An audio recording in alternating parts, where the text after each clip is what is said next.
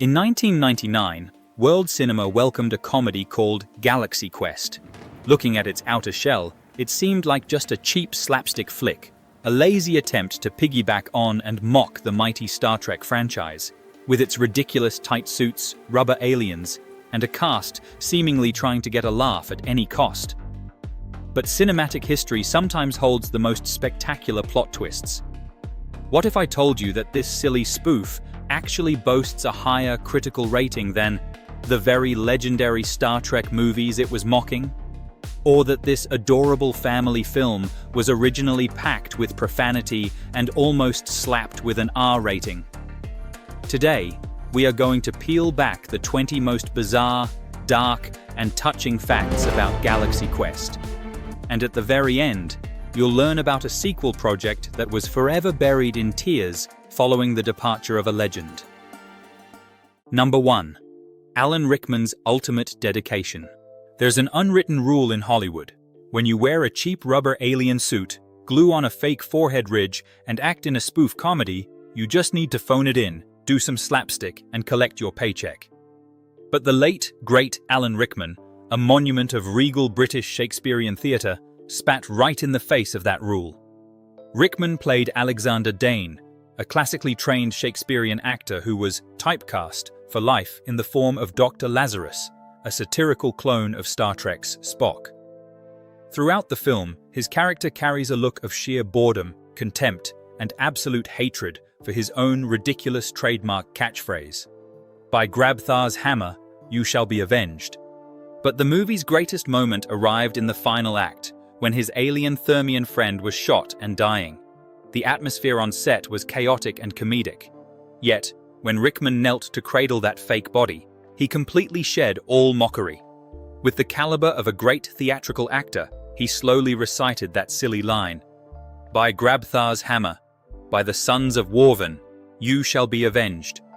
His voice broke, trembling, his eyes holding a pain and raw sincerity so profound that the entire film crew fell dead silent. The camera operators and lighting crew behind the lens actually shed tears. Rickman took a line originally written as a joke and turned it into an epic, heartbreaking eulogy. He proved that to a great actor, there is no such thing as a cheap role. Number 2. The lethargic engineer and the acting plot twist. In a movie where everyone is screaming, panicking, swearing, and having mental breakdowns upon discovering they've been transported into the real cosmos, the character of engineer Fred Kwan, played by Tony Shalhoub, brings a bizarrely inexplicable vibe. In stark contrast to the surrounding chaos, Fred Kwan always maintains an indifferent, lethargic expression, chewing gum and accepting every supernatural phenomenon with absolute calm. Many audiences at the time assumed the script wrote Fred Kwan as a stoner, which is why he was so oblivious. But the truth behind the lens was an incredibly smart acting calculation. Right during the first table read, Tony Shalhoub pulled the director aside and pitched a crazy idea. Instead of panicking like everyone else, what if my character just didn't think anything was wrong? He decided not to play him as drunk or stupid. Shalhoub chose to portray a man with a deep inner calm, treating space travel and meeting aliens as casually as going to the supermarket. And magically, that mismatched indifference became the perfect glue holding the panic of the other characters together.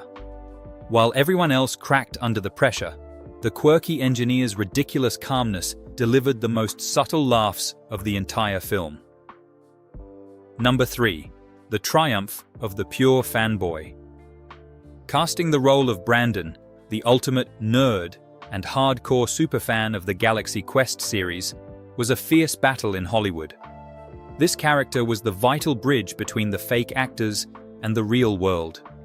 The producers considered a slew of red-hot child stars at the time, like Kieran Culkin, Macaulay Culkin's younger brother, or Tom Everett Scott. They were all safe choices capable of professionally acting like a crazy fan. And then Justin Long showed up. At the time, Long was just a totally green, extremely nervous rookie who had never acted in a feature film and looked pathetically awkward. When he walked into the audition room, instead of trying to act like a nerd, Long brought a far more terrifying weapon: absolute sincerity. Justin Long himself was a hardcore fanboy of sci-fi movies in real life. When he delivered his lines, his eyes gleamed with a pure belief, the unmistakable, naive devotion of a kid who truly believed that the spaceship out there was real. The DreamWorks casting directors were instantly floored. They realized Kieran Culkin could act the part of a fan, but Justin Long actually lived in that character. He beat out all the heavyweights to snag the role. Less than a year later, Justin Long's awkward face became the eternal avatar for every nerd worldwide. The ones who silently memorize every line and always wish their favorite TV show would step into reality. Number 4. The dark past and the whitewashing of the R rating. General audiences love Galaxy Quest because it's a warm, wholesome, family-friendly adventure with a PG rating. But few know that the film's first script and rough cut was a dark, vulgar black comedy stamped with an R rating, strictly no kids under 17. Director Dean Parisot initially steered the movie as a biting, gritty satire of showbiz. Tim Allen constantly dropped F-bombs on set. The relationships between the characters were riddled with hostility, sexual jokes, and much more graphic violence. The climax was during the chase scene through the giant crushers for no apparent reason, where Sigourney Weaver's character screamed a massive F-bomb, expressing pure fury at a stupid design. However, when DreamWorks executives watched this rough cut, they panicked. They realized the film had the potential to be a massive money-making machine for Christmas, but only if it targeted families and kids. Thus, a brutal whitewashing took place in post-production. The gory scenes were chopped, the vulgar jokes were scrubbed. As for Sigourney Weaver's cursing scene, they couldn't reshoot it, so they dubbed the line, "Well, screw that," over the audio. But if you keep a close eye on Weaver's lips in that scene, you can clearly see she is dropping the fuck bomb. This messy overhaul seemed destined to ruin the movie, but a miracle happened. It accidentally stripped away the unnecessary bitterness, leaving behind a pure, warm heart, transforming Galaxy Quest from a vulgar spoof into one of the most soulful sci-fi masterpieces ever produced. Number 5. The life or death decision that saved Tim Allen's career. In the late 90s, comedian Tim Allen was reigning at the pinnacle of television fame with the series Home Improvement, but he desperately craved a serious film role to prove his talent and chase an Oscar. Right then, he stood at a fateful crossroads with two scripts on his desk. On one side was Bicentennial Man, a deeply profound philosophical sci-fi psychological drama directed by the renowned Chris Columbus, backed by a giant studio, and considered the perfect Oscar bait. On the other side was Galaxy Quest, a quirky, high-risk sci-fi spoof that even the studio was confused about how to market properly. Most star managers would force their clients to pick the first safe project. But Tim Allen made an insane decision. He chose the comedy about aliens in rubber suits. Not because it was an easy gig, but because deep down, Allen understood the pain of the character Jason Nesmith. A washed-up actor, an arrogant man trapped in his past glory, burning with the desire to be great and important one more time. He saw himself in that desperation, and history proved just how spectacular this gamble was. Bicentennial Man, ultimately starring Robin Williams, was a massive flop upon release, trashed by critics, and sank into oblivion. Meanwhile, Galaxy Quest became a cinematic legend. That intuitive choice didn't just give Allen the film role of a lifetime, it literally saved the rest of his career from a catastrophic disaster. Number 6. The patched-up rock fight. In sci-fi movies, the captain of a ship always needs an epic hand-to-hand combat scene, just like Star Trek's Captain Kirk was always fighting aliens. However, the original script for Galaxy Quest completely forgot this vital detail. For more than 2/3 of the script, Captain Jason Nesmith didn't have a single martial arts showdown to prove his bravery. Nearing the end of the shoot, a producer suddenly reread the script, slammed his fist on the table, and screamed, "Wait! He's the captain! Where is his life or death battle?" In sheer panic, the writing team was forced to hastily rewrite an action scene overnight. Because the budget and time had run dry, they couldn't design an elaborate alien race, so they went with the cheapest option: Drop Tim Allen on a desert moon, sculpt a giant rock monster out of clay using primitive CGI, strip off the top half of his uniform, and have him fight a pile of rubble. No time for martial arts training, no artistic camera pans.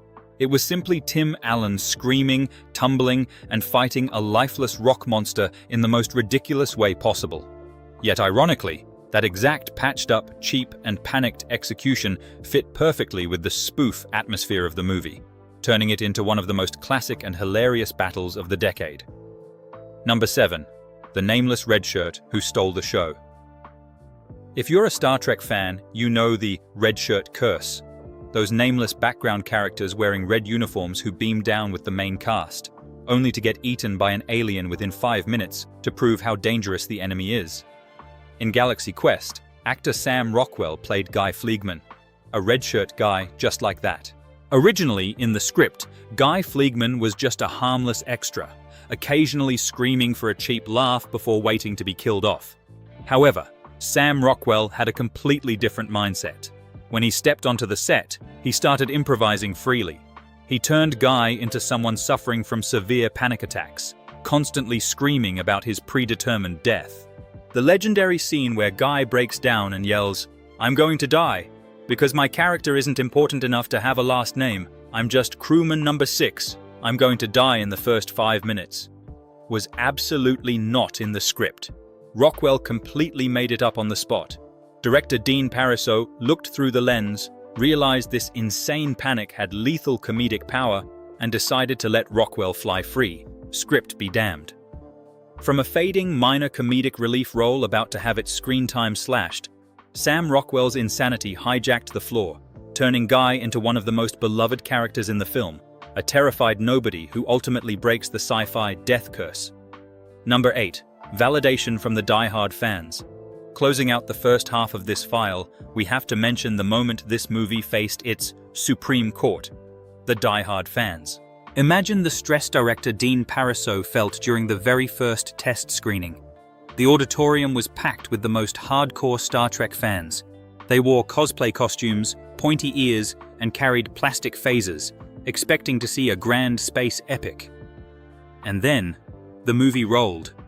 When the audience realized this movie was making fun of them, the atmosphere in the theater initially froze. A terrifying silence settled in. The director was mentally preparing to dodge tomatoes.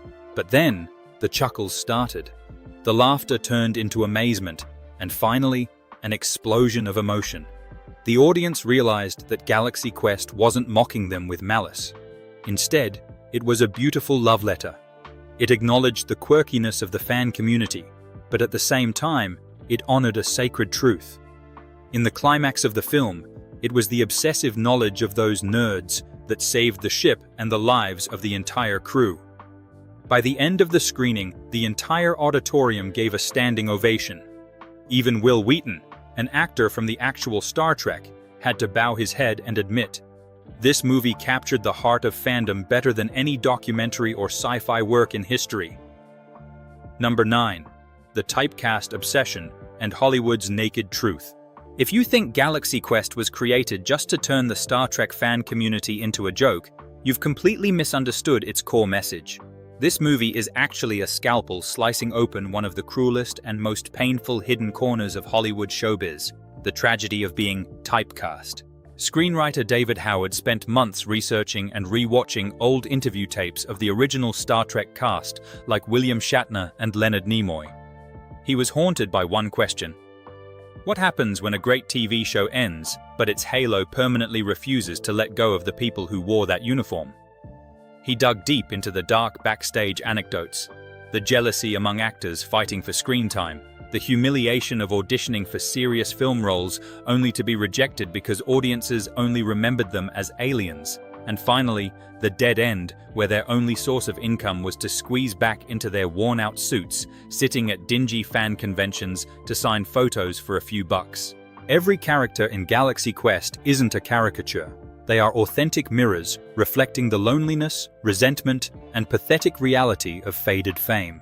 The film is a heartbreaking sigh for artists who sacrificed their youth to create a cultural icon, only for that very icon to become a prison, locking away the rest of their careers and lives. Number 10. Sigourney Weaver's rebellious line that was almost scrapped. The character Gwen DeMarco, played by Sigourney Weaver, is the perfect mockery of how Hollywood treated actresses in the 1980s sci-fi genre. Gwen was trapped in the role of Lieutenant Tawny Madison, a character with her chest pushed up to her neck, revealing outfits, and whose sole job was to stand there and repeat whatever the ship's computer just said. In an explosive moment in the film, Gwen screams out in frustration, "Look, I have one job on this lousy ship. It's stupid, but I'm going to do it." This line was a fatal blow, a biting sarcasm aimed directly at the sexism of the TV industry. But the DreamWorks executives didn't find it funny. They ordered the director to cross out that line, claiming it was too bitter, too heavy, and would drag down the mood of a comedy. But Sigourney Weaver, who redefined the female badass archetype as Ellen Ripley in Alien, slammed the table and fought fiercely to keep it. She explained to the producers that the line wasn't a snarky joke. It was the soul of Gwen's character. It was a cry for help from a woman trapped in a cheap role written by men, mocked by audiences, and forgotten by history, yet still trying to find a shred of dignity in her work. The declaration, "I'm still here, and I will do this stupid job well," became the inner voice of countless marginalized actresses. Weaver's toughness won out, and the scene was kept intact. Number 11. Captain Picard's historic U-turn. Sir Patrick Stewart isn't just an actor. To millions of sci-fi fans, he is the supreme embodiment of Captain Jean-Luc Picard in the mega-hit Star Trek: The Next Generation. When the first rumors about Galaxy Quest surfaced, Patrick Stewart was extremely annoyed and rolled his eyes in disgust. He refused to go to the theater to see it. He was convinced this was just another lazy attempt, a cheap insult aimed at mocking the legacy that he and his colleagues had poured blood, sweat, and tears into building for decades. But then, a co-star, reportedly Jonathan Frakes, called and practically forced him to watch it. Patrick Stewart sat down, arms crossed, with a highly skeptical attitude. And then, the magic happened. He started smiling, then laughing out loud. As the movie reached its finale, those laughs turned into deeply moved silence, and he genuinely shed tears. Stewart realized the movie wasn't mocking Star Trek at all. On the contrary, it profoundly understood the pain, the quirkiness, and the sacred love of the fan community. From planning to hate and boycott it, Patrick Stewart had to pick up the phone, call the filmmakers, and label the work a brilliant piece of genius. The validation from this legendary captain was the most prestigious medal Galaxy Quest ever received. Number 12. The sweet victory on the academic charts. There is a highly painful paradox for major blockbuster studios. You can pour hundreds of millions of dollars into special effects, but you cannot buy the soul of a work. For years after its release, Galaxy Quest delivered a direct slap in the face to mainstream sci-fi franchises on the review aggregator Rotten Tomatoes. The score for this spoof comedy consistently sits comfortably above 90%. Let's pause for a second to think about this insanity. It is rated higher by academic critics than almost every official Star Trek movie ever made, including the most sacred monuments like The Wrath of Khan. The harshest film critics in the world had to admit that, behind the wrapper of aliens in ridiculous tight spandex and a plastic spaceship, this movie possessed a genuine heart and a flawless script. It walked the most dangerous tightrope in cinema, being ruthlessly satirical while deeply paying homage. A carbon copy defeating the original on its own artistic playing field is an unprecedented, rare phenomenon. Number 13. The villain's voice and the midnight rescue coffee. General Saris, the crew's sworn enemy, was a brilliant design achievement by special effects legend Stan Winston. With his rough horns, reptilian face, and massive stature, Saris looked incredibly threatening. But there was a secret that almost ruined all that intimidation. His original voice was way too boring. Actor Robin Sachs, who wore that heavy rubber suit, initially recorded Saris's voice in a flat, slow, robotic tone. When stitched into the rough cut, it sounded completely forgettable and totally extinguished any sense of danger. The villain looked like a monster, but talked like a sleepy office worker. Sachs himself felt deeply desperate about his own performance. He begged the director for exactly one more chance late at night before the post-production booth closed. Sachs walked into the recording studio, chugged a cup of thick black coffee to stimulate his vocal cords, closed his eyes, and growled. He pulled all the breath from deep in his chest, producing a raspy primal voice laced with the vicious arrogance and absolute authority of a bloodthirsty warlord. He redubbed the entire film's dialogue himself that very night. That cup of coffee and that last-minute explosion resurrected Saris, turning him from an actor in a rubber suit into the embodiment of true cruelty. Number 14. Television's most spectacular mockumentary scam. At the time of the film's premiere, the DreamWorks marketing team launched one of the most genius, deceptive promotional campaigns in Hollywood history. They partnered with the entertainment network E! To broadcast a documentary special titled Galaxy Quest, 20th Anniversary, The Journey Continues. The kicker? This documentary was staged as a mockumentary, treating the fictional Galaxy Quest TV show from the movie, as if it were a 100% real program that existed in the 1980s. E! Created fake, static-filled VHS tapes. They conducted incredibly serious interviews with fake TV critics to dissect why the show was axed by the network 20 years ago. They even fabricated behind-the-scenes clips exposing backstage drama among the cast. The result? Thousands of TV viewers, channel surfing onto E! Fell for it, hook, line, and sinker. Many had no idea this was a promotional campaign for a theatrical movie. They sat there and genuinely believed Galaxy Quest was a real, massive sci-fi show from the past that they had somehow missed, and that the network was now unearthing it.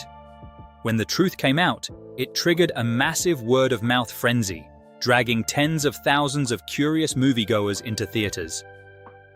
Number 15. The Love Letter. Hidden in a nebula's name. To a general audience, the name Klaatu Nebula, the home of the naive alien Thermian race, just sounds like a string of random sci-fi syllables whipped up by the writers to make the script sound more dangerous.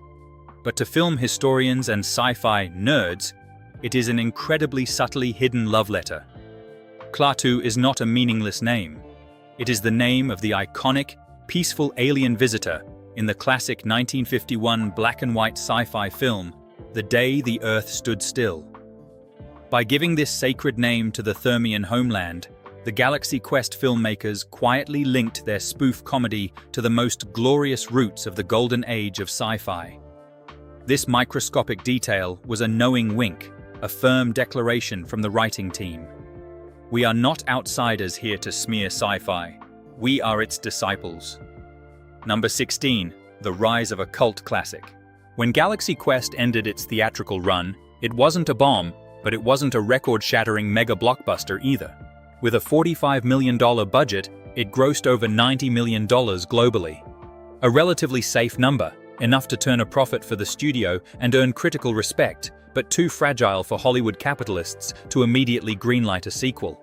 The movie seemed destined to slowly fade into oblivion like many other 90s comedies. But the power of fandom is something that cannot be measured by opening weekend box office numbers. When the movie hit VHS and DVD, a strange phenomenon began. Hardcore fans bought the discs and hosted home screenings, forcing their friends and relatives, people who had never watched sci-fi before, to sit down and watch it. And just like that, in a slow but steady manner, the movie spread like a cultural virus. New waves of audiences continuously discovered it, stunned to realize it wasn't just a joke, but something incredibly sincere and profound. Galaxy Quest officially entered the pantheon of cult classics, movies whose greatness is determined by the enduring devotion of time, rather than soulless box office spreadsheets. Number 17. The universe transitions to the page. When they realized Hollywood was too conservative and slow to produce a cinematic sequel, the fans refused to surrender. If the big screen rejected them, they would take the crew of the Protector to a different horizon.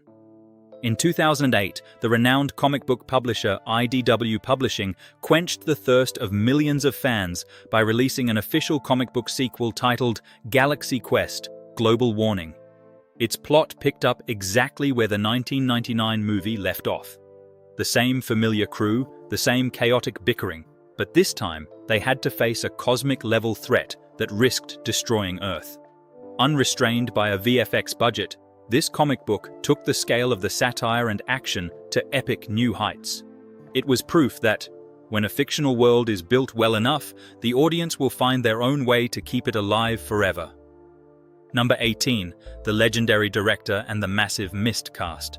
Can you imagine a parallel universe where Galaxy Quest didn't feature Tim Allen or Sigourney Weaver at all? That almost became a reality, and it would have been a movie with a completely different flavor. In its early development stages, the director's chair for this project was originally handed to Harold Ramis, the genius mind behind massive comedy masterpieces like Ghostbusters and Groundhog Day. Ramis's vision was vastly different from later director Dean Parisot's. Ramis didn't want to make a deeply respectful homage. He wanted to make a pure, straight-up comedy. And because of that, his dream cast list was entirely different. Ramis adamantly wanted actor Alec Baldwin to play the arrogant Captain Jason Nesmith. For the role of Dr. Lazarus, he considered comedy legends like Steve Martin or Kevin Kline. However, DreamWorks wanted to force Tim Allen into the lead role because he was their golden goose. Director Harold Ramis, a man fiercely protective of his artistic vision, point-blank refused to work with Tim Allen and stormed off the project. Ramis's departure was initially seen as a disaster, but time proved it to be a perfect twist of fate. If Ramis had stayed, we would have had an excellent comedy, but we would have forever missed out on the heart and tear-jerking dedication that Alan Rickman and Tim Allen brought to the table. Number 19. The Special Revival Plan. In the mid-2010s, as a wave of rebooting old franchises swept through Hollywood, hope was once again brightly ignited. Streaming giant Amazon Studios officially greenlit a project to produce a TV series sequel to Galaxy Quest. Unlike the usual cheap remakes, this project was heavily invested in. The entire legendary original cast, from Tim Allen, Sigourney Weaver, and Sam Rockwell to Alan Rickman, had all nodded and signed on to return. The script for the new installment was complete, promising to pit this aging crew against a modern generation of sci-fi fans, packed with satirical jokes about internet culture and social media. Everything was loaded and ready to go. Millions of fans held their breath, waiting for the shooting day to see the Protector take flight again after a 15-year absence. Number 20. The Eternal Void and Respect for Alan Rickman. But fate always has its own cruel plans. In January 2016, the cinematic world collapsed when the news of the sudden passing of the late, great Alan Rickman due to pancreatic cancer was announced.